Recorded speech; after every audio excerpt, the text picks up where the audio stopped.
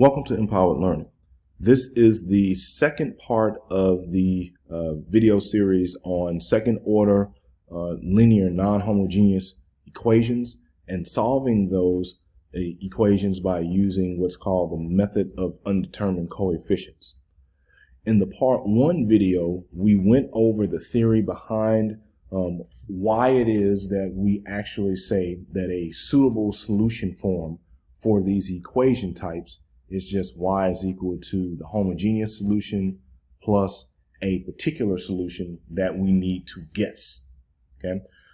Also in that video, we went over the three different rules that we use for the method of undetermined coefficients. I'm going to quickly go over it here, not in detail though, because we want to focus this video more so on examples. But essentially, there are three rules that we use to guess what y sub p is. Rule one says that if you have no common terms with y sub h and g, and y sub h is just your corresponding homogeneous solution to your differential equation that you're working on, g of x is the function that's going to be on the right-hand side of your equation.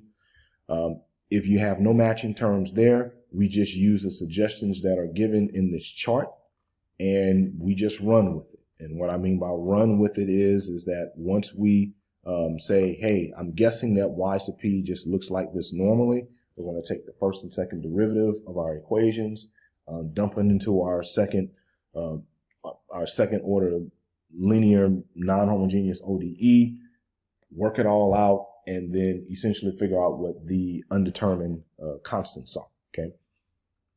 If we have a situation where our homogeneous solution and g of h have any matching terms, then we're going to have to adjust those terms by multiplying it times x times a power that is one higher than the highest power that you have in your homogeneous solution.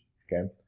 And we also want to make sure that regardless of what we end up coming up with, we do not have any matching terms with our our homogeneous solution in g of x, as well as our homogeneous solution and the particular solution that we are trying to guess what its general form is going to look like. Okay. And then lastly, the sum rule just says that if, let's say for instance, I have a linear, my g of x is both linear and quadratic. So let's say a linear function plus a quadratic, then my y sub p can be a combination of a linear and a quadratic. Okay. All right. So let's go ahead and get into some examples now. All right. So the way that I'm going to do these examples, I have examples with a specific purpose in mind to show you a particular type of situation in solving these differential equations. And so this first one here is called, you're just using the basic rule that's applied only. And we know that g of x is just going to be a function with just one term. Okay. So here is our second order linear non-homogeneous ODE. And again, it is non-homogeneous because, of course, the right-hand side of this is not zero. So from here, we know that the first thing that we need to do is find the homogeneous solution. So we act like, for the time being, that this is zero, and we just figure out what that would be. Afterwards, what we will do is we'll consider, well, being the fact that g of x here is not equal to zero, we're going to guess what y sub p is. So for the characteristic equation here, whenever we solve for the homogeneous solution, of course, we know that it's just going to be r squared minus r minus 2 based upon what we see here. And this one is easy to factor. We see that the roots are two real distinct numbers. So therefore, our homogeneous solution here is just going to look like a linear combination of e raised to the 2x and e raised to the minus x. Now, if you're not familiar with what I've just done here, I would suggest that you go back and watch the videos on solving second order linear homogeneous equations when all of your coefficients are constant. Okay, because there's a lot of foundation that was built there to kind of do this in this two or three steps. Okay. Now, assuming that you know how to get this homogeneous solution here, then what we're going to do is now guess what our particular solution will be. So from here, we see that since if we go back here, and let me get rid of this stuff here on the sign, 2x here. So if we look at our homogeneous solution, which we have here, and we look at what g of x is, which we have here, we notice that none of the terms in our homogeneous solution matches anything that looks like what g of x is. So therefore, we can just take the general suggestion for what our y sub p should be in terms of what g of x looks like. Okay, and of course here, since our g of x looks like a sine function, then we're going to do a linear combination of both sine and cosine to guess what our y sub p will look like. Okay, so from that point, we just take the first and second derivative of what our guess for y sub p is, and we're going to dump it into our original ODE. So we're going to take the first and second derivatives here, and we're going to plug it back into the left-hand side of this equation, and then we're just going to work everything out. And from that, we'll eventually get to the point where we have some equations that we can extract from the differential equation, and then we're going to solve for our coefficients. And in this case, we'll be solving for A and B. So scrolling back down, so if we take our first and second derivatives and plug it back into our original ODE here, you'll see that all this business here is y sub p double prime. All this business here is y sub p prime. And of course, all this here is just y sub p. And this again is our g of x. So we take that and go ahead and just try to rearrange everything. And we want to rearrange it to where the left-hand side is going to, the left-hand side is going to try to look as much like this as possible. Okay. In other words, we want it to look as much as it can like linear combination of a sine and cosine function. Okay. We don't necessarily want it to look like this per se, but this in general. All right. So if we do all of that, we basically are going to group everything in terms of sine of 2x and cosine of 2x. And we see that once we collect like terms here, that for here we see that 2b minus 6a should match up with what's here, because this is a sine of 2x term. And also we see this minus 2a minus 6b should match up with what we see here, because this is also a cosine of 2x term. So we have these two equations here, and from that, two equations, two unknowns, we can solve for both unknowns. So what I decided to do here is basically add 6a to both sides to this equation here to get this.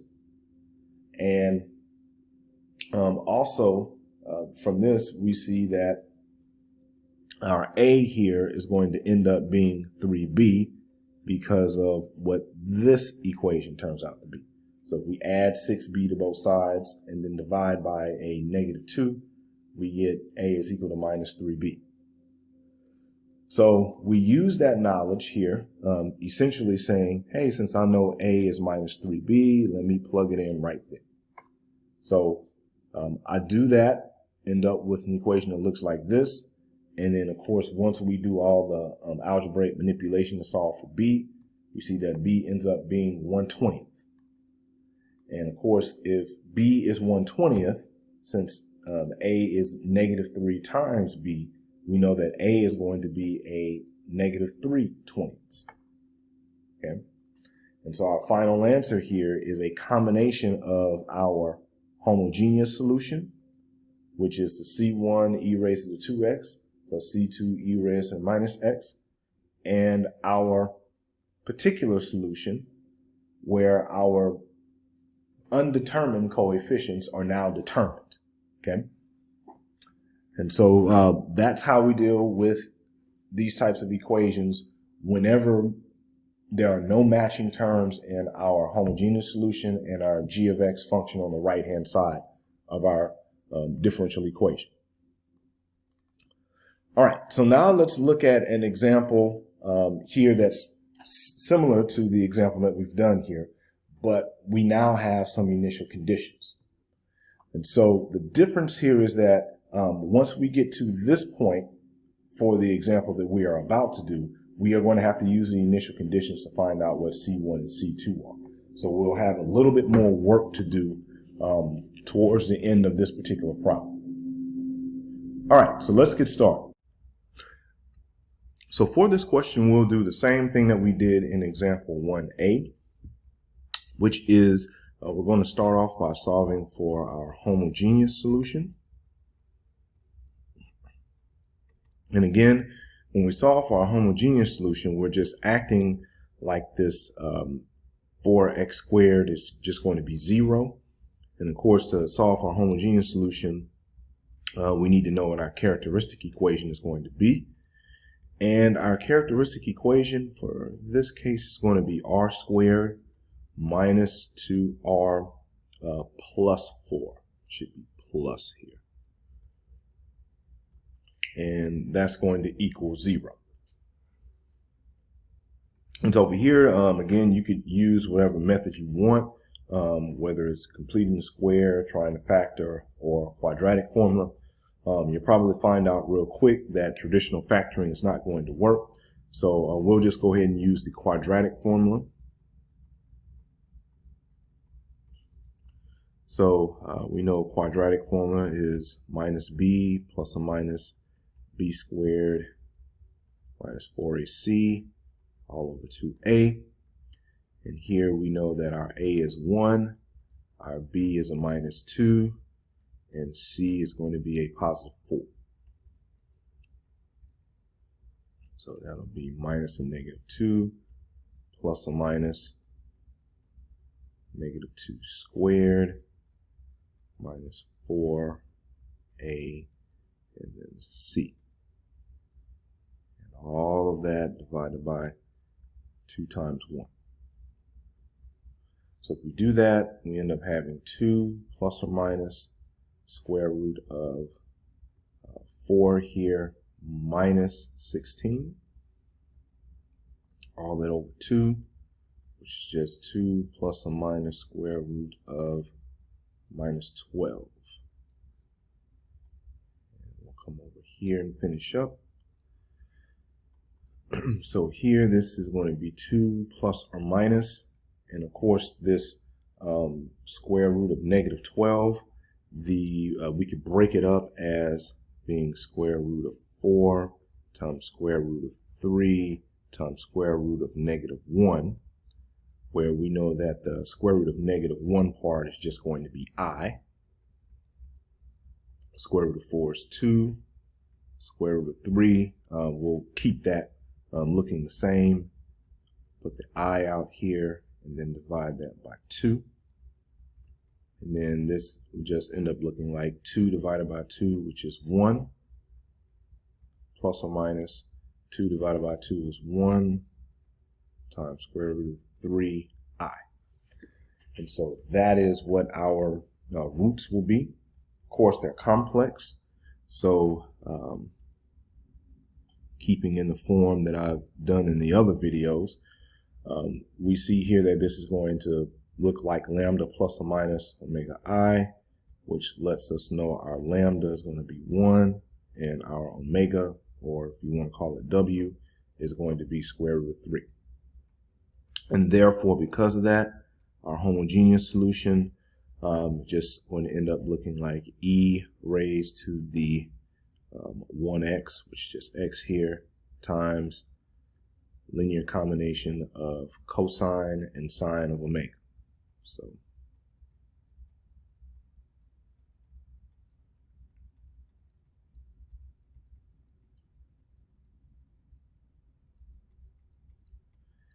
this is what our general solution would look like. for our homogeneous equation. All right, so now that we know what our homogeneous equation is going to look like here, we now need to find out what our particular solution should look like. So if we look back at our original ODE, which was right here, remember that this is our g of x function. And remember that, of course, here our homogeneous solution is actually going to be linear combinations of e to the x times cosine plus e to the x times sine. Okay. And so if we compare what we see here to what we see here, we see that g of x and the homogeneous solution to our corresponding ODE do not have any like terms. So therefore, I can assume that my y sub p is going to look like a general quadratic function like what g of x looks like here. So here we're going to say let y of p look like ax squared plus bx plus c because of that fact. And if we do that, then we know that the first derivative of this is just going to be 2ax plus b. And the second derivative is just going to be 2a. Okay, because it's quadratic, it's pretty simple to take the derivatives of it. So from this point, we're going to take our original ODE, which is just going to be, in this case, y sub p double prime minus 2 times y sub p prime plus 4 times y sub p, and we're going to set it equal to 4x squared. So we basically took our original ODE and we're going to plug in the original function or the original guess for y sub p, the first derivatives and the second derivative. Okay. So if we do that, we know that that actually means here that for the second derivative, actually I can do this here. This would be 2a for the first derivative minus 2 times, sorry, this is second derivative here, is 2a, and then 2 times the first derivative, which would be 2ax plus b, and then plus 4 times the original function, which is just 4 times the quadratic, and all that's just going to equal to 4x squared. Okay. So at this point, we're just going to go ahead and distribute the 2 across both terms here, distribute the 4 across all 3 terms here, and try to group everything together. So we have 2a, and this will be minus 4ax whenever we distribute it to the first term, then minus 2b whenever we distribute it to the second term.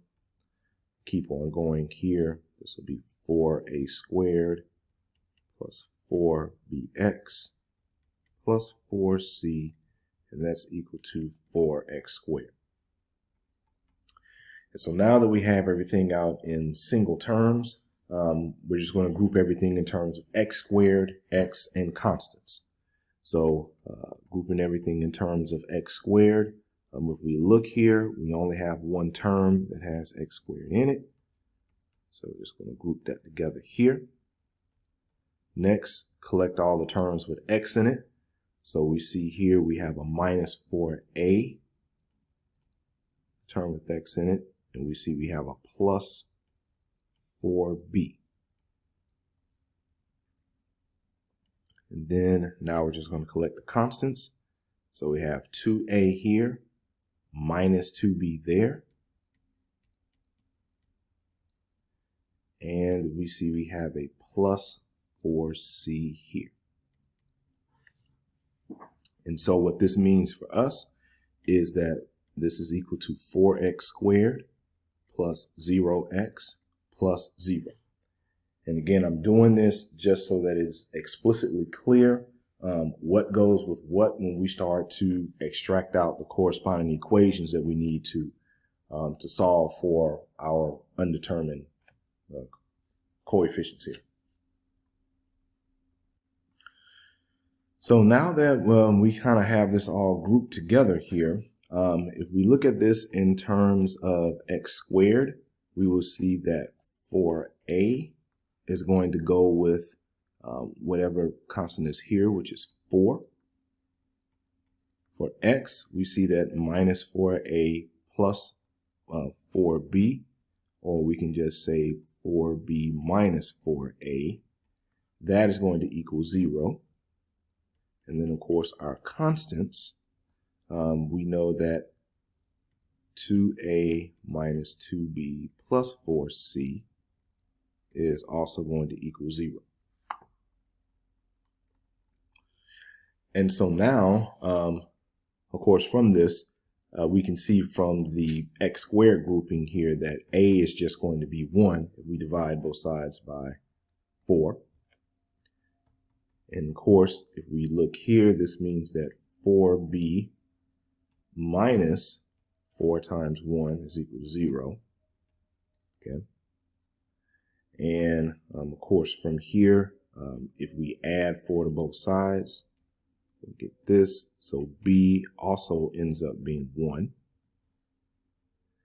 And then, of course, from that, we know that a is 1. We know that b is 1. Plus 4c equals 0. So we got 2 minus 2 is 0, which means that 4c is equal to 0, which means c is 0. And so now we know what our constants are. A and b are both 1, c is 0. So we go back to what we said y of p was going to be here. So this is what we said y of p was going to be. We know that this a is 1, that b is 1, this c is 0. So we're just going to have x squared plus x is what our particular solution is going to be there. Okay. So therefore, we know that our y sub p is just going to be x squared plus x because of that. Okay. And this means that our general solution to this equation now is just going to be what our homogeneous solution was. If we go back up here, which was e to the x times linear combination of sine and cosine of square root of 3x. So we'll go ahead and write that. So e raised to the x.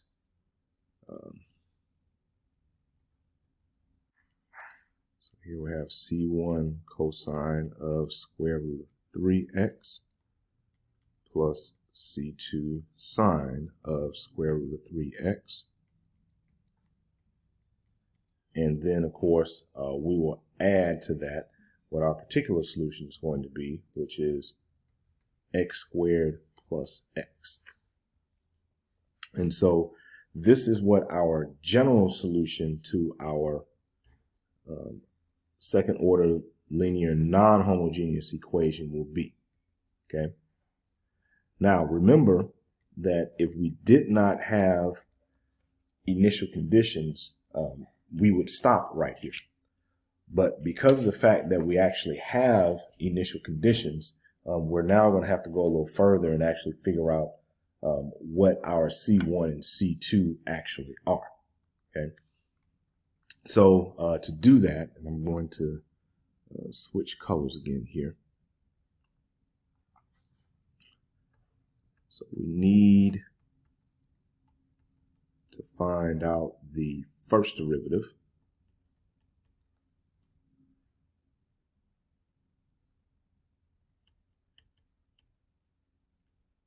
In order to use our initial conditions.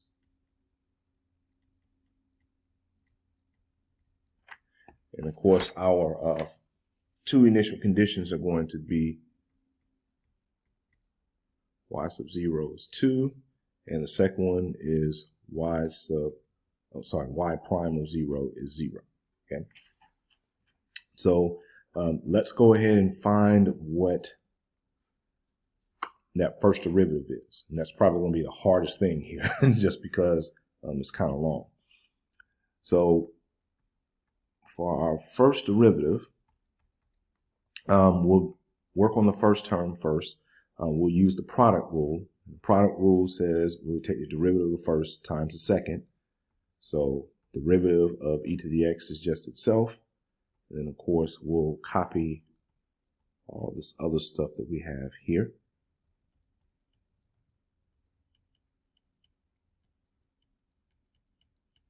Okay. And then, of course, second part says we take the first function times the derivative of the second. And the derivative of cosine of square root of 3x using the chain rule is going to be a minus square root of 3 times c1 sine of square root of 3 x, where the x is not under the radical there. All right, plus now we're going to take the derivative of c2 sine of square root of 3x. That's just going to be square root of 3 c2 cosine of square root of 3x. And so now we're done with that. And of course, take the derivative of x squared plus x is relatively easy. It's just going to be 2x plus 1. Now, at this point, I would recommend that you do not try to simplify this, just because the more you try to work on this, the more chance you have to mess something up. Because of the fact that we're going to be plugging in zeros everywhere for x, and in the case for the derivative is actually going to equal 0, it's actually easier to kind of keep it in this form, plug in the values, and then let everything sort of simplify on its own. Okay. All right, so now that we have that first derivative in place here, since I did all that hard work, I'm actually going to use this initial condition first to see if I can actually find out what C1 or C2 would be. If not, if I don't find out exactly from here, what I'll end up doing is just getting an equation with both C1 and C2 in it. And of course, that would mean that whenever I use the first initial condition, I will also have an equation with C1 and or C2 in it. All right, so we know that y prime of 0 equals 0. That's going to imply that here, if I do e raised to the 0 here, and this is going to be, let's fix that. So this is going to be c sub 1. And here I'm going to plug in a 0. So this will be cosine of 0 plus c2 sine of 0. And again, I know that 0 times anything is 0, so I'm not writing the square root of 3 in there. Plus e raised to the 0 negative square root of 3 times c1. Let's fix that. Sine of 0 plus square root of 3c2 cosine of 0. And then this is just 2 times 0 plus 1. All that equal to 0 because the right-hand side equals 0. So from there, what we see is that cosine of 0 is 1. Sine of 0 is 0, which makes this whole term 0. These e raised to the zeros are just 1s. Sine of 0 is 0, so all that is 0. Cosine of 0 is 1. 2 times 0 is 0. So once we have all this simplification done here, we see that what we essentially have over here in this first term is just C1 plus, for the second term, it looks like we have square root of 3 C2, and third term 0, fourth term 1, and then that equals 0. And so this basically says here that C1 plus square root of 3 C2 is just going to equal negative 1. All right, so we will keep that in mind as we use the next initial condition. And I'm going to do this in a different color. right, so our next IC is going to be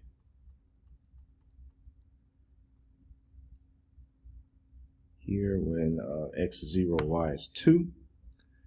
So now what we'll do is, again, remember that up here is our actual general solution. So y sub 0, we'll have e raised to the 0 times c1 cosine of 0, because here 0 times square root of 3 is just 0, plus c2 sine of 0, and then of course plug in 0 here and 0 here, and that all is just going to equal 2. So when we look at this, of course we're going to see a lot of stuff sort of reduce here. So we know that cosine of 0 is 1, sine of 0 is 0, which makes all of this 0. All of that's going to be 0, and e raised to 0 here is just going to be 1. So when we look at all of this, we see that the only thing that's left here really is just c1. C1 is just going to be equal to 2. So here C1 is equal to 2. And thus, since I know C1 is equal to 2, I can actually use that, plug it into here to figure out what C2 is going to be. And let's go ahead and do that now and finish up this problem. So therefore, if C1 plus square root of 3C2 is equal to -1, then we're going to put a 2 in place of the C1 here. And we're just going to solve for C2. And so what we'll see here is that we have square root of 3. C2 is equal to -1 minus 2. Of course, that's minus 3.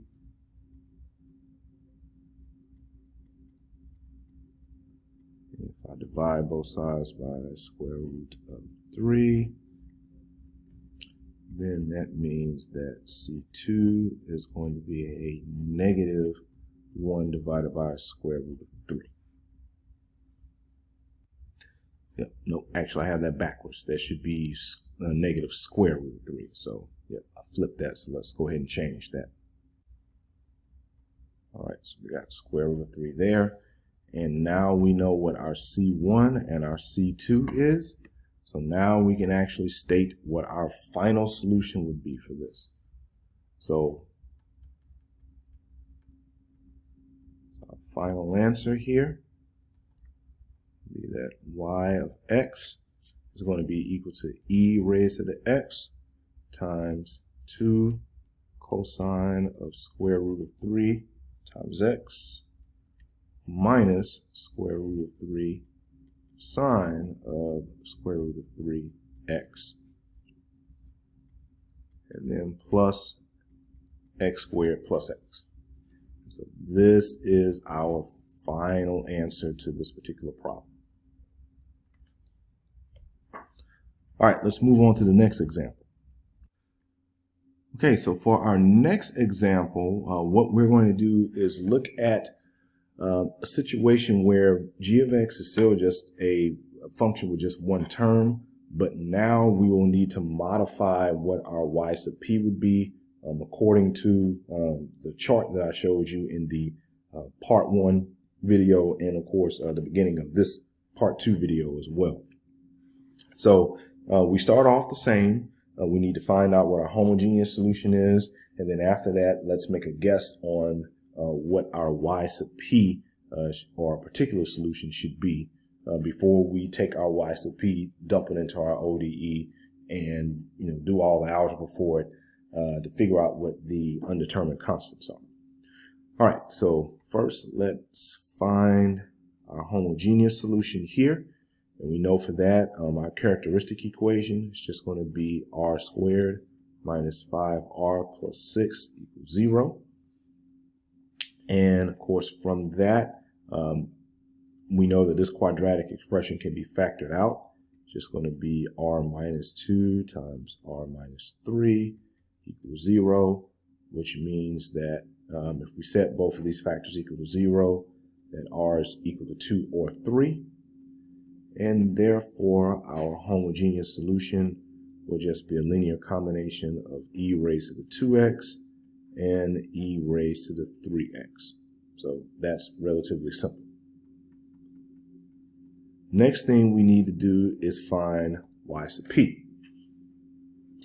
Now, if we notice here, notice that our function g of x and our y of h here have a common term. So we see that both of these functions here have a term that has e raised to the 2x in it. So what we are going to have to do is modify this term whenever we deal with our selection for y sub p.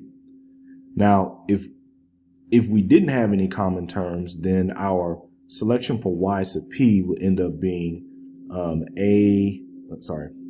me get rid of that. So it would just be a e raised to the 2x plus b e raised to the 3x, okay?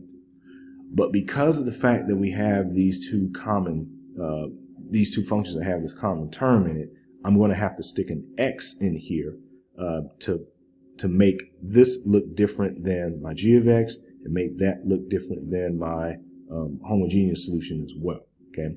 So we're going to go ahead and in place of this a here, we're going to have a times x.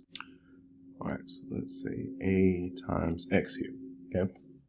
So this will be our judicious selection of what our particular solution y sub p will look like in general.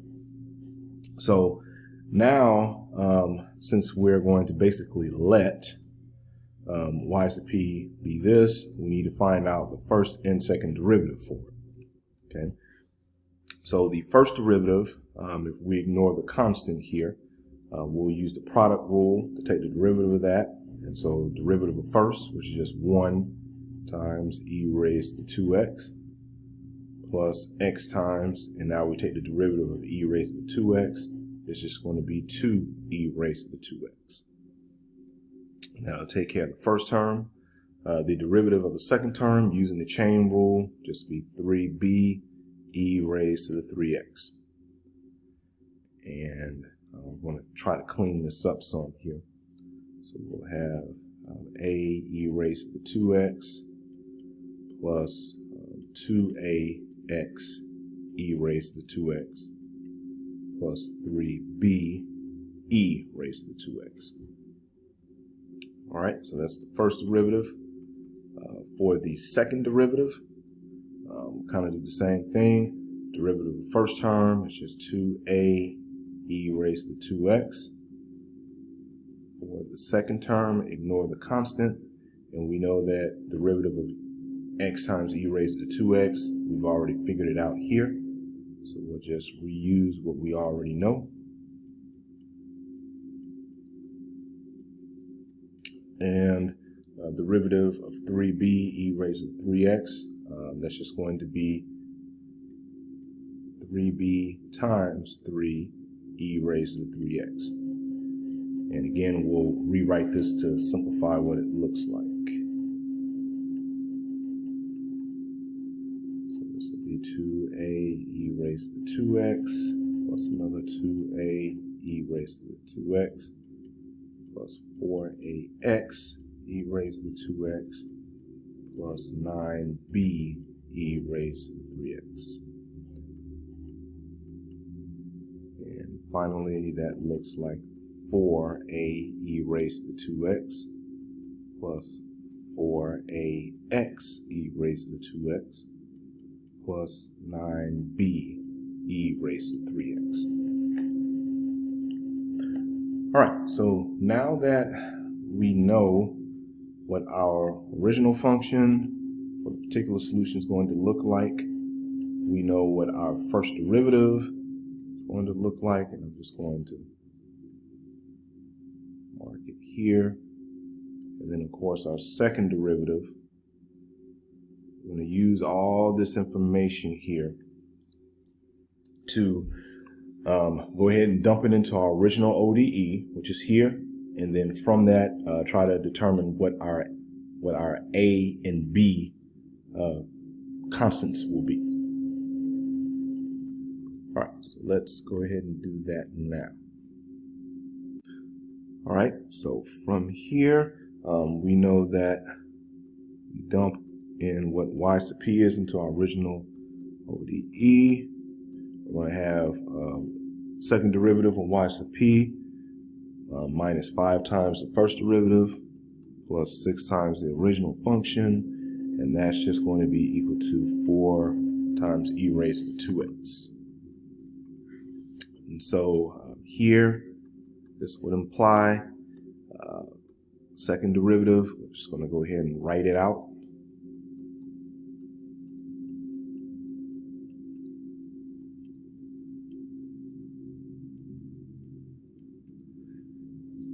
And then we'll have minus 5 times the first derivative here.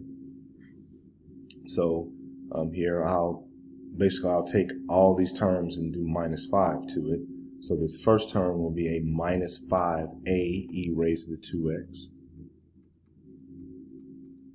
This second term here will be minus 5 times 2, which is a negative 10. So it'll be negative 10a x e raised to the 2x. And then I'll have a minus 5 times 3 here, which is a minus 15. That'll be b e raised to the 3x. Okay. And then lastly here, we'll have 6 times our original, I'm saying original, but it's our guess for y sub p. So this will be 6a x e raised to the 2x will be our first term here. So plus 6a x e raised to the 2x. And then here we'll have a positive 6 times b, which is just plus 6b. So plus 6b e raised to the 3x. And so all of that will just basically be equal to 4 times e raised to the 2x. And so now if we simplify everything, I kind of got everything vertically so it's easy to look at. If we look here, we would see that the x e raised to the 2x terms, all that's going to cancel out to 0. We also see here that looks like our b terms are also going to cancel out to 0. So the only thing that's left here is basically this, we'll end up having a negative a e raised to the 2x is equal to what we have here, which makes life very easy. So we end up having a minus a e raised to the 2x is equal to 4 e raised to the 2x. And of course, that means that minus a is equal to 4, which means that a is equal to negative 4. And also because we had these 3 terms cancel out, this also implies here that our b ends up being 0. And so with that, we have what our a and what our b ends up being, and that's pretty much it. So now all we have to do is put everything together here. Now there is one thing that I do want to point out, and I wanted to wait until this point to tell you this, is if we go back to what we assumed that our y sub p would be here, notice that we only got a true value for a. Okay. Notice I went ahead in here and just assumed that I'm actually going to have a term that's going to be b e raised to the 3x in it. Notice here that because I already had a e raised to 3x in the homogeneous solution here, this was immaterial. Okay. So my point here is that the issue that I had in between the y sub h, or the homogeneous solution, and the g of x was the e to the 2x part. Okay, we ideally do not want our homogeneous solution and our particular solution to have the same type of terms in it as well. But if you do that, once you take care of this, the discrepancy part in between the homogeneous and the g of x function, what normally turns out is if you put too many terms in your y sub p, then the stuff that you really didn't need just falls out. Okay, and so this was an example of that. So again, you see here, I have an e raised to the 3x here. We had an e raised to the 3x here. In the list of instructions, I told you that, hey, we don't want to have y sub h and y sub p to both have the same terms. It's not illegal. It's just that you end up doing more work than what you have to. Okay. Whereas if our homogeneous solution and g of x have the same terms, this process of doing undetermined coefficients doesn't even work out. Okay. So that's the difference in between making sure that, first of all, your y sub h and your g of x definitely don't have, common terms. So that's definite. You don't want that to happen. Okay. But if you have your y sub h and y sub p have common terms, then you're just going to see you got extra work to do, and then some coefficients are basically going to fall out by default. And again, that's what you are seeing here. So because of that, now our final answer for this general solution to this ODE just ends up being the original, or the homogeneous solution. Let's go back up here. That was just C1 e raised to the 2x plus C2 e raised to 3x. So we have that. So go ahead and write that. C1 e raised to the 2x plus C2 e raised to the 3x. And then, of course, we have our y sub p here. Even though we said it was all this, it was just really just this first term. So we just have a negative 4x e raised to the 2x. Oops. Let's get rid of that. X e raised to the 2x. And this is our final solution here. All right, so let's move to the next example. So in our next example, what we're going to see is an application of how the sum rule is applied, where we luckily do not have to do any modifications to our initial guess for our particular solution y sub p in doing it. And again, here, the sum rule just applies here because we have a g of x that consists of two terms. And we see here that one term has sine function in it, another one has cosine function in it. Luckily for us, whether you have a sine or a cosine function, your general guess is always going to be a linear combination of both sine and cosine because of that. Okay. All right. So as we start all these problems, we figure out what our homogeneous solution is going to look like first, which means we need to look at our characteristic equation. Our characteristic equation will look like this. And so if we look at this one, we're going to see that, nope, traditional factoring methods are not going to work. So we could use either the quadratic formula or completing the square. Since I did quadratic formula last time, I'm going to go ahead and do completing the square this time. Okay. So if I do the completing the square method, I need to create a term here. And whatever I end up adding here by completing the square method, I'm going to have to also add it on the other side. And of course, completing the square, I take this number here, minus 6, divided by 2, and then square it. And so, of course, that ends up being 9. So I have a 9 here and a 9 there. And I know automatically that this r squared minus 6r plus 9 always factors into r minus 3 or r plus a negative 3. So it's always variable plus whatever number is inside a parenthesis here, quantity squared. So that always is the case no matter how ugly the number is. So that'll be plus 25 here, plus 9 there. And this means that r minus 3 quantity squared is just going to be a minus 16 if we subtract 25 from both sides. From that point, we take the principal root of both sides. So that means r plus 3 is going to be plus or minus square root of a negative 16. And we know square root of negative 16 is just 4i.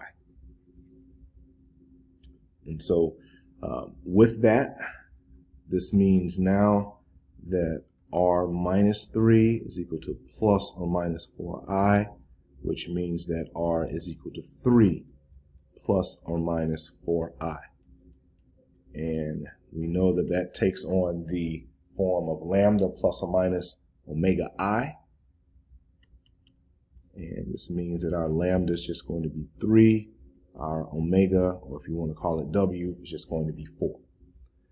And thus, our homogeneous solution will look like e raised to the 3x times cosine, got to do my constants.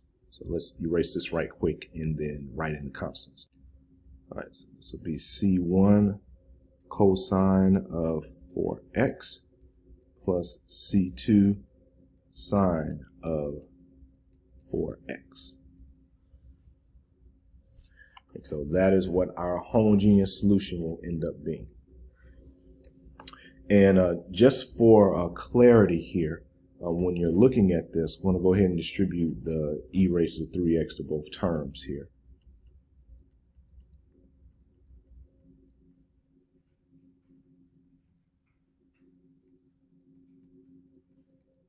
Okay, so here notice that our actual terms for our homogeneous solution are e raised to the 3x cosine of 4x and e raised to the 3x sine of 4x. So those are the term types.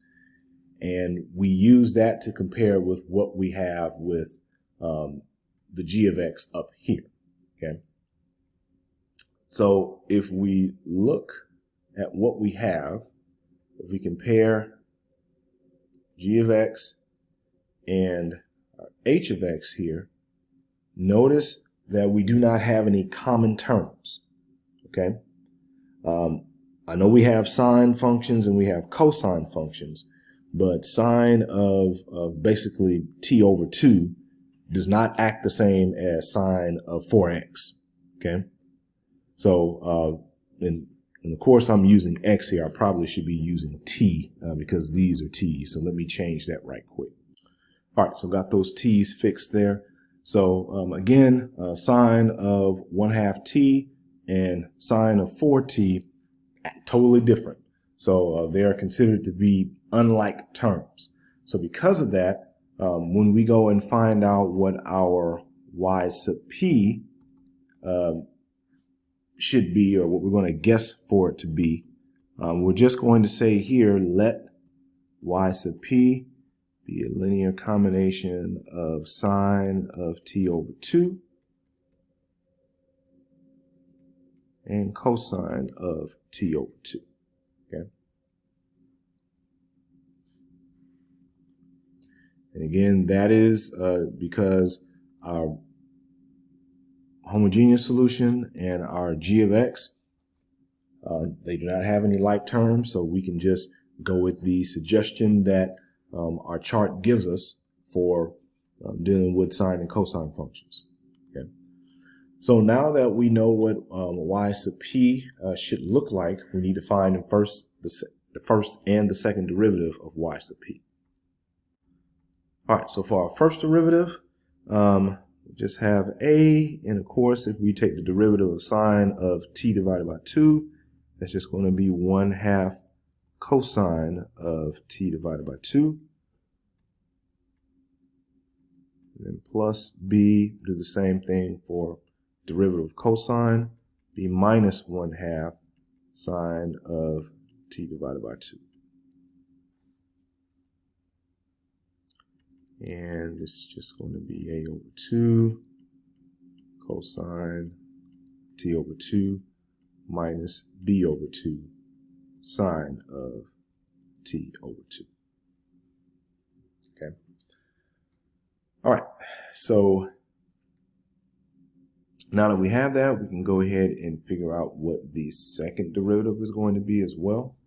And I will, just for clarity here, we'll go ahead and state that this is going to be the first derivative. So let's fix that. We also know that this is going to be our original y sub p. And now we're going to find out what our second derivative is. So just take the derivative of the derivative, and we'll get a minus a divided by 4 this time, because we got the 1/2 coming out of here. And of course, the derivative of cosine is minus sine, so that's why we have the negative. This will be sine of t over 2. And then this will be b divided by 4 again, cosine of t divided by 2. And that will be our second derivative.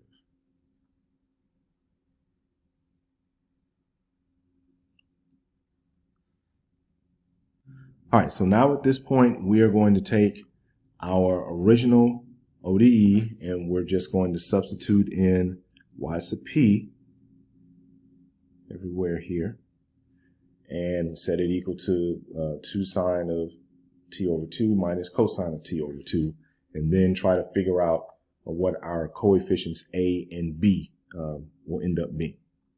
So let's make some room down here and go ahead and do that. All right, so therefore,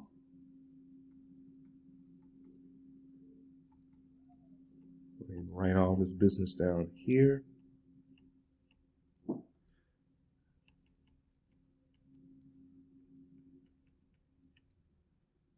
This is minus cosine of t over 2. All right, and so now we just need to substitute in everything. So our second derivative is just going to be negative a over 4 sine of t over 2 minus b over 4 cosine of t over 2. Now we have minus 6 times first derivative. So if I do minus 6 times what I have here, that's going to be a minus 3a cosine of t over 2. Same deal here. If I do, what is this? I got a negative and a negative, because I got the minus 6 here. So the minus 6 times a minus whatever is going to be a positive. So I know this is going to be positive. 6 divided by 2 is 3. And of course the b, and then we have sine of t over 2. That's for the first derivative. And then now we have 25 times the original function. So this will be 25a sine of t over 2. And this will be 25b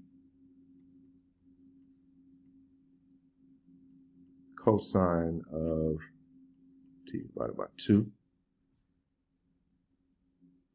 And all of this is going to essentially equal, make a little room down here, our original function here on the right hand side, which was our g of x, the 2 sine of t divided by 2 minus cosine t divided by 2.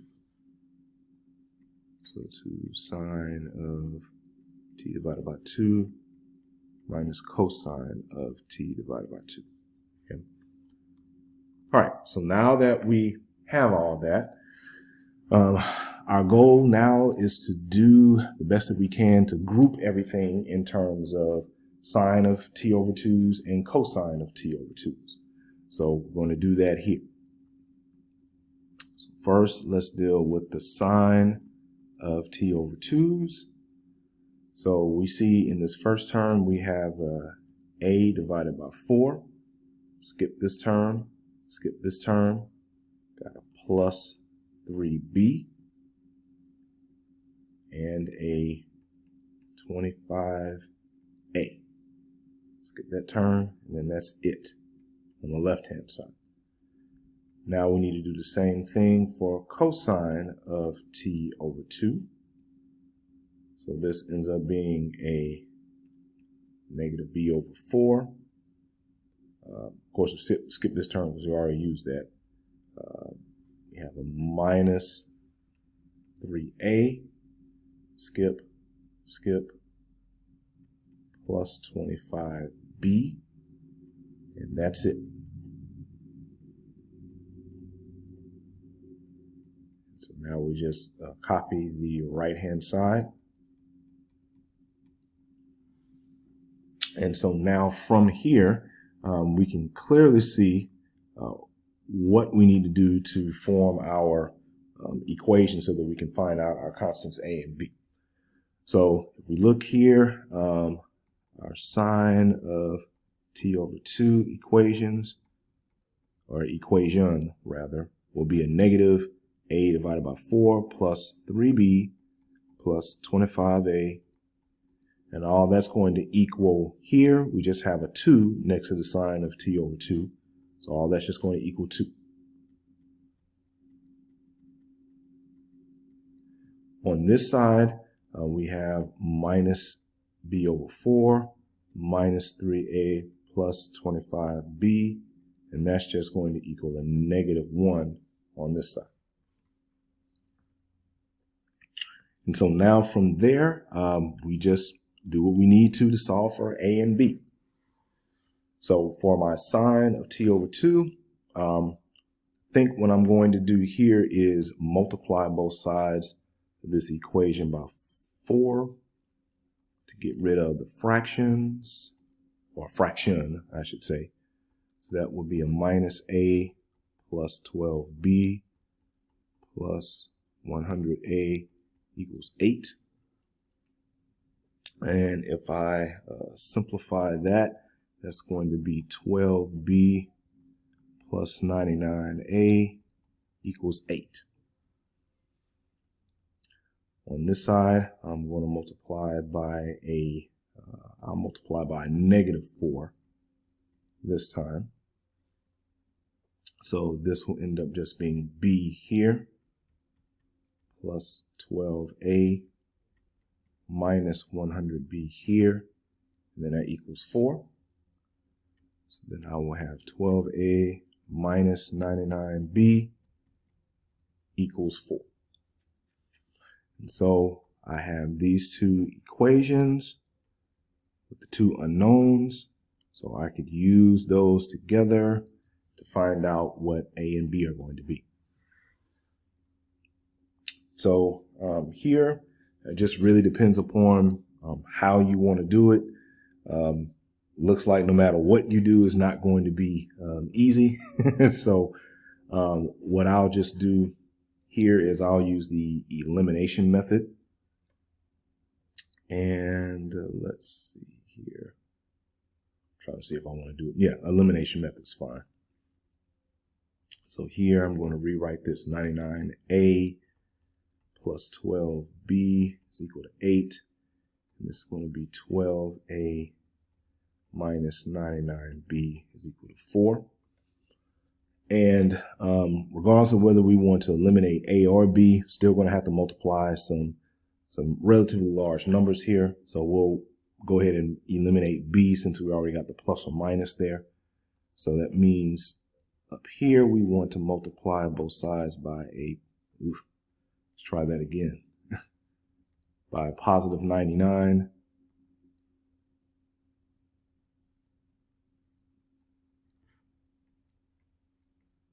And we want to multiply both equations down here by a positive 12.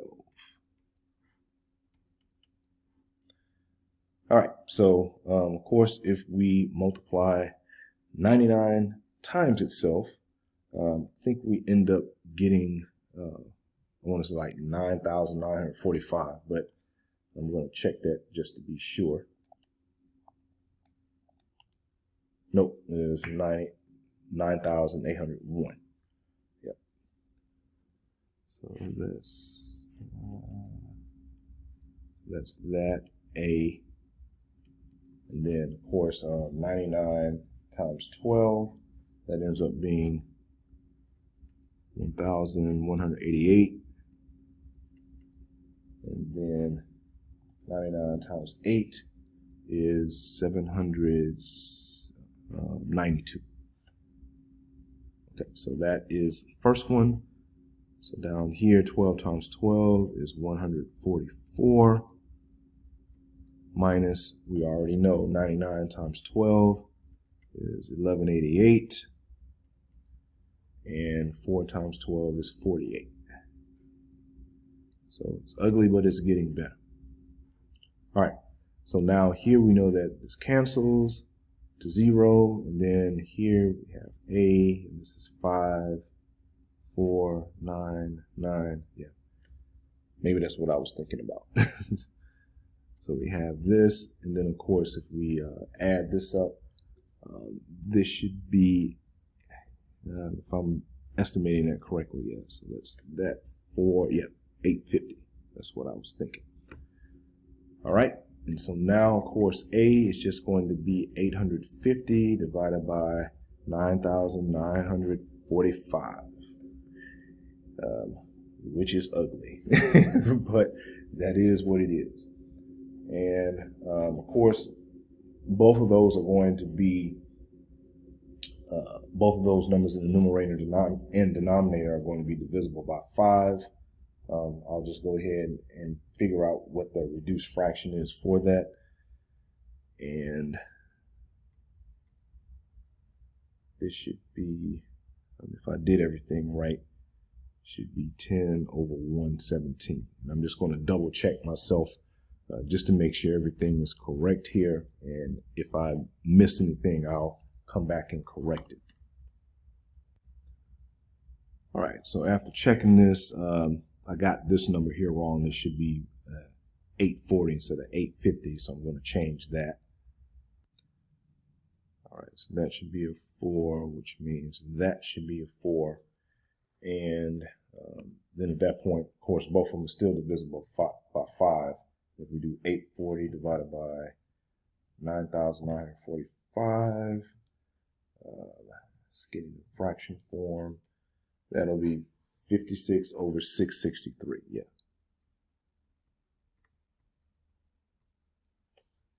Okay. Ugly, but it is correct. All right. So now that we know what A is, we can actually use this information to find out what B is. So for B, we can really choose any equation we want. Still going to be ugly no matter what way we do it.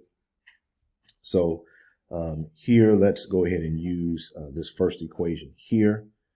So let me get rid of this B right here. All right, so if we have that, then that 12B plus 99A is equal to 8. And say 12B plus 99 times all this business here equals 8. And I'm just going to carry it on all the way through to the end here. So this is 12B is equal to 8 minus 99 times 56 all over 663.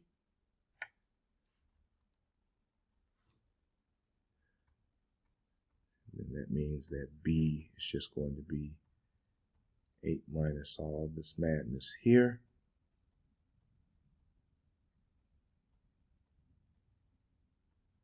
All of that divided by 12. And just to kind of save time, I'm just going to use a calculator to figure out what all that's going to be. So just give me a chance to type it in here. And take that divided by 12, fraction form. Yep, and we end up getting a negative 20 over 663. Okay. Could have done that by hand, but I figured you didn't want to go through seeing me do all that. So, all right, so B is one of our coefficients here, and A is the other one. Okay, so now that we know that, we can go ahead and put in our final answer. And if you remember here, our homogeneous solution, let's go back up to that.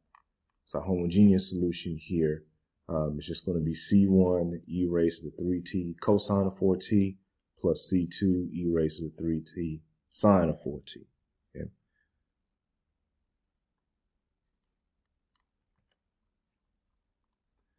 And let's make sure I got that. Yeah, okay.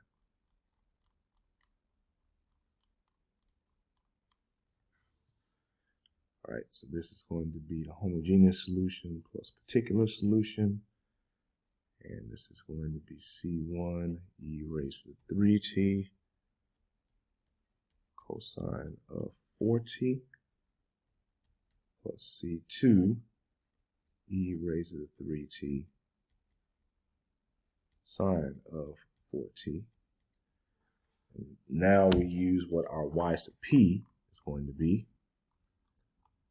And of course, our y sub p is of this form: a sine of t over 2, b cosine t over 2. So we have our a, which is 56 over 663 sine of t over 2 minus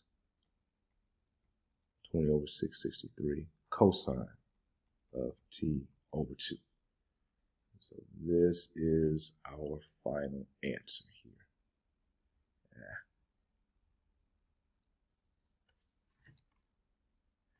All right, let's move on to the next example. Okay, so for our next example, this one I've already worked out, so I'm just going to talk through it. We have the same type of flavor as we did in example 3A. The one thing that is different in this one is that I want to make sure that you don't overcomplicate solving these types of equations because they can get that way. And so when we go to select what our y sub p should be, we're going to do so using what it is that we know from the suggestions from the charts to make our selection be as simple as possible. Okay. Now, as before, this is our original ODE here. And we know that the first thing that we need to do is find out the homogeneous solution. So we just look at the left-hand side of this and let it equal 0 to figure that out. And of course, the corresponding characteristic equation will just be r squared minus 5r equals 0. Of course, we factor out the common factor of r in both terms. And we see that the result ends up being that r equals 0 and r equals 5. So we have two distinct real roots. So that means we're going to have linear combination of e raised to the 0x and e raised to the 5x. And we see that the e raised to the 0x part just ends up being 1. So we just have c1 plus c2 e raised to the 5x. Now for our y sub p, we know that since our homogeneous solution, which is, well, I'll underline this one, which is this, and our g of x, which is what we see here, and I've rewritten it this way so you can see all four terms explicitly. Notice that we do not have any common terms in our g of x function and our homogeneous solution. So because of that, I can just look at this and know that since I have a sine and a cosine function in both of these terms, I can just use the linear combination of both sine and cosine, along with the fact that I have these linear factors as well.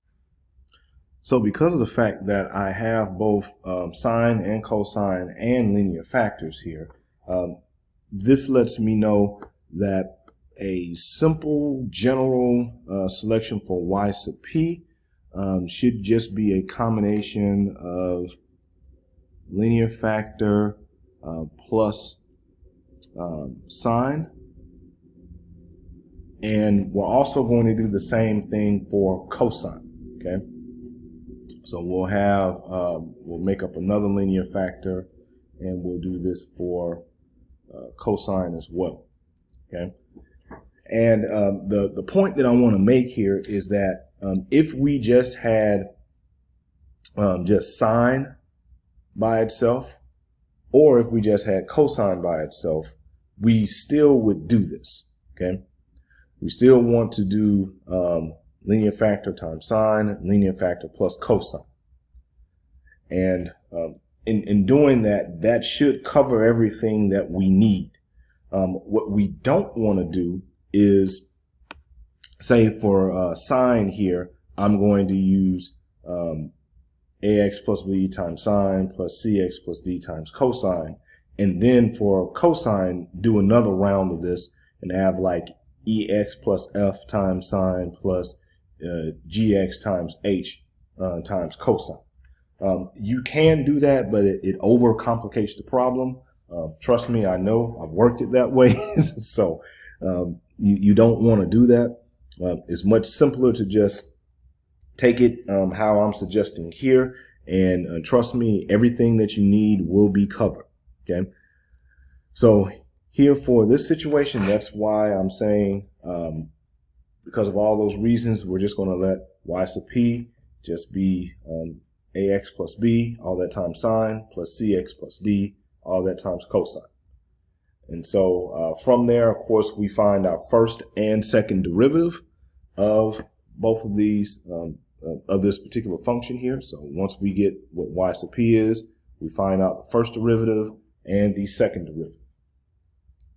Now, after that, things are relatively easy. We just plug in our y double prime, y prime, and y sub p back into our original ODE.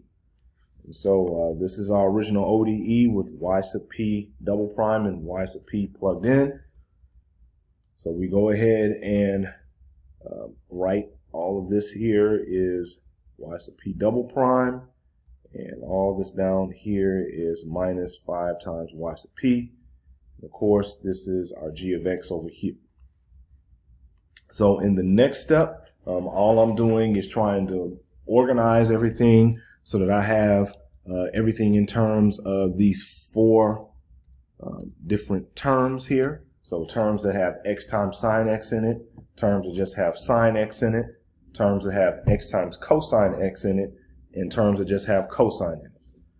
And so you see from here, I've extracted the fact that for all of the x times sine x terms, I have minus a minus 5a, which is minus 6a, and that's going to equal this understood one that's here. Similarly, here, I have minus b minus 5b, which is going to be minus 6b, and for sine, that's going to be an understood negative 1. So that's what I have here. And of course, I continue that for both the cosine and the x times cosine, and you see we end up getting our four equations with the four unknowns.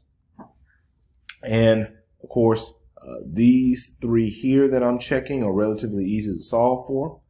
And we need to know A to be able to plug it into the equation here that comes from the cosines to figure out what D is. And so once we do that, we see that D just ends up being a negative 2/9. And thus we have everything that we need. So we go ahead and plug in our A, B. So our A is here, B is here. See, we got A here again. We have D here, and we got C here. So we just plug all that stuff in and simplify as much as we can. And we notice here that our y sub p just ends up being 1/6x minus 1/6, all that times sine, plus 1/6x minus 1/9, all that times cosine. And since our y sub p is that, then of course we just add that on to our general solution. Well, we add it on to the homogeneous solution for what's going to be our general solution for this non-homogeneous ODE. And so that concludes this example. Now, I have one more example that I want to go through, and this example is relatively easy. So the way that I'm doing it in this video is not the way that you would probably want to do it in practice, but I'm doing it to showcase how we utilize a modification rule in a different way. All right, so like I've said before, this is really a directly integrable type of equation. And so literally, if I was to write this as dy over dx, then I can multiply both sides by dx and then integrate. And if sorry, that's a second derivative. So I need to have a 2 here and a 2 there. So if I was to take the most general antiderivative twice, I would end up having the answer that I'm supposed to have. Okay. Now, my point here is that we can also do this same equation using the method of undetermined coefficients. And I'm going to show you that we're going to get the same answer either way. Okay. So let's do this, the method of undetermined coefficients first. So I'm going to erase all of this and then we'll get started.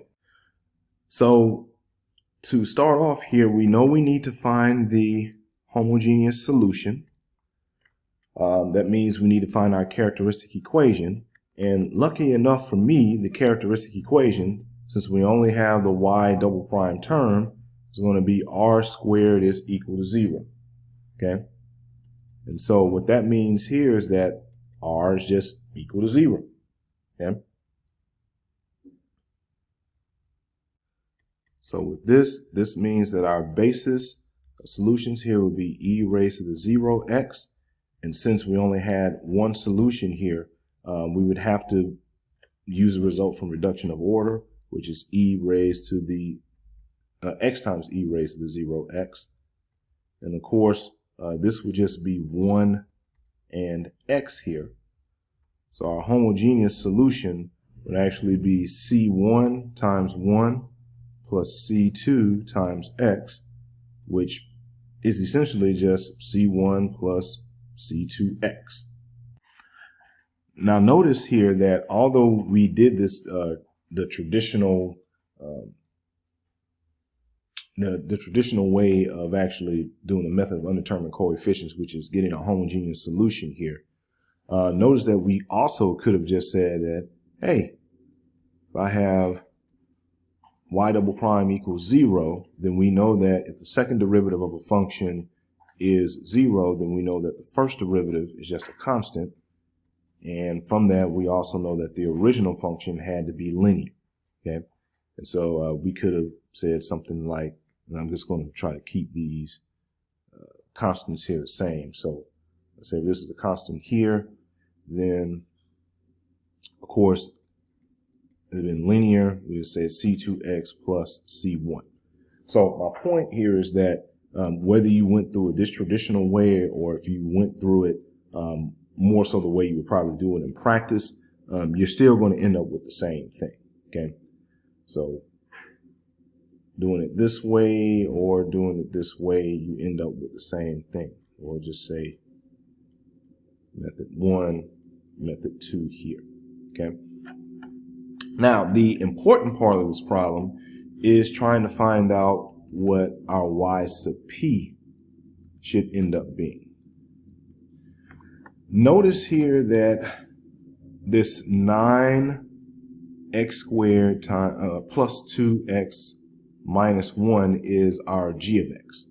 Okay, and notice that g of x and our homogeneous solution here, and I'll put h's on here because that's actually what it is. Our homogeneous solution here has a term with x in it, and it has constants, okay? So we see that whatever our y sub p should end up being, it should not have a term with x in it, and it should not have a term with a constant in it. So at a minimum, we need to start with terms with x squared in it, okay? Now again, notice, let me just go ahead and write this. So our y sub p, because of that, we have to start with terms with x squared in it. So here, a good way to look at this is to just say, all right, well, we're going to take what our general form of what we would consider if we had a quadratic type situation here for g of x would be, and we didn't have any common terms, and we need to multiply each term by x squared. And so by doing that, that's going to alleviate or going to eliminate the like terms of our homogeneous solution here and our g of x. So what we need to do here is say, I'm going to consider having this general form here, but I'm going to multiply everything by x squared, so I don't have like terms there. So because of that, this ends up being a times x raised to the 4 plus b x cubed plus c x squared, okay? And so again, by doing that, we make sure that our homogeneous solution and our g of x do not have any terms that are in common. So now that we have that, of course, as always, we take the first derivative and the second derivative of what our y sub p is supposed to be here. So our first derivative is going to be 4ax cubed plus 3bx squared plus 2cx. And our second derivative will be 12ax squared plus 6bx plus 2c. And so, therefore, we know that y sub p double prime, because remember, we only have a y double prime here, so we're going to figure out what y sub p double prime is going to be equal to with our g of x being like this.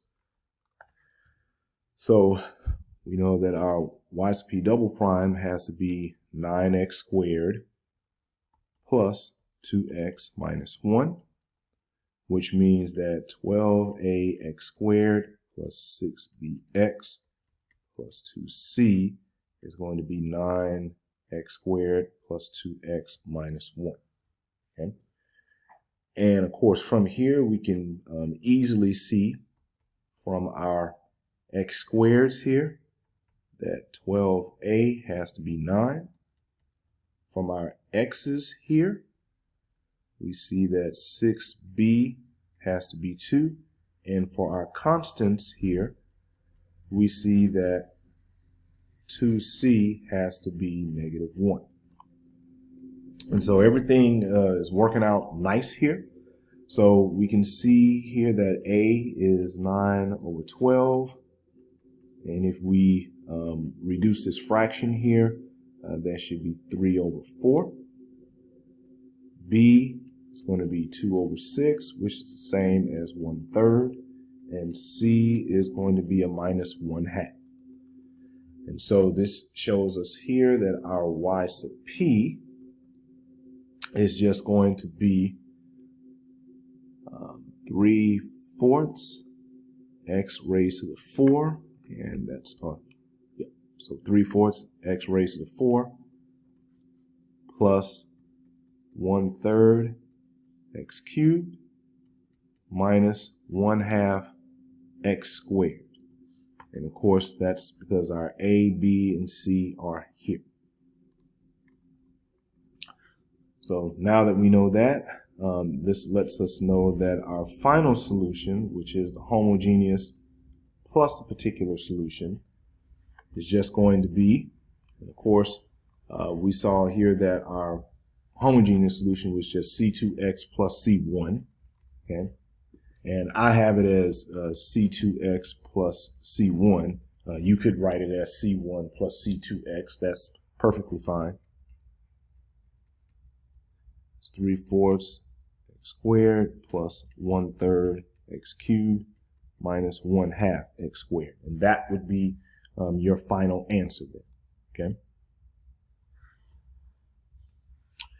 And so the last thing I wanted to do here is just to show you that if we were to do it the directly integrable way, we would still end up with the same exact answer, okay?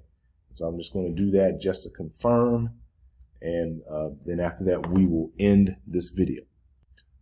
All right, so here if I was to take the most general antiderivative of what we have here, this would be 9x cubed over 3 plus 2x squared over 2 minus x plus some constant.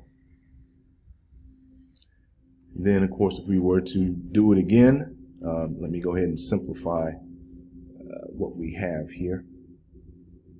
So that will be 3x cubed plus x squared minus x plus some constant. And then if we did the most general antiderivative of what we have here, that would be 3 times x raised to the 4 over 4 plus that would be x cubed over 3. And that's a 2, by the way. No, it doesn't look like it, but it is a 2.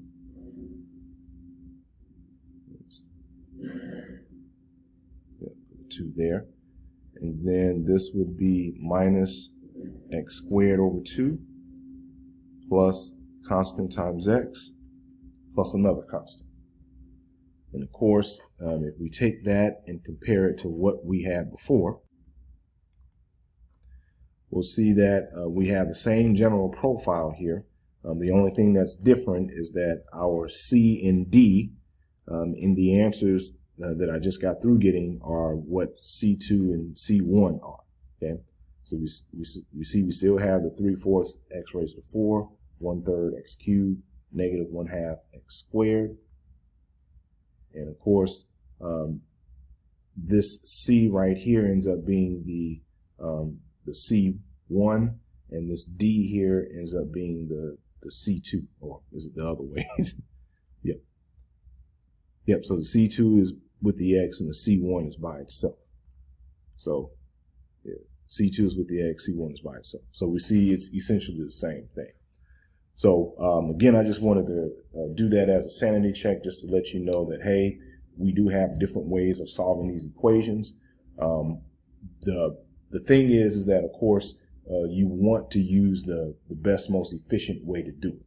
But we also saw how, in this case, if we wanted to use method of undetermined coefficients, how we would need to just not multiply by x times each term, but we have to multiply by x squared to make everything work. All right, so this concludes the video series on solving non-homogeneous second-order linear ODEs with the method of undetermined coefficients. I hope that this helped bring this into light for you, to help you understand how to solve these equations. And the last thing I want to say is we will be using these types of equations to model what's called spring mass systems. Okay, and so one of the reasons why it's very important to know how to solve these types of equations is because of that fact that we use it to model spring mass systems a lot. And so hopefully you'll check out those videos too. Take care.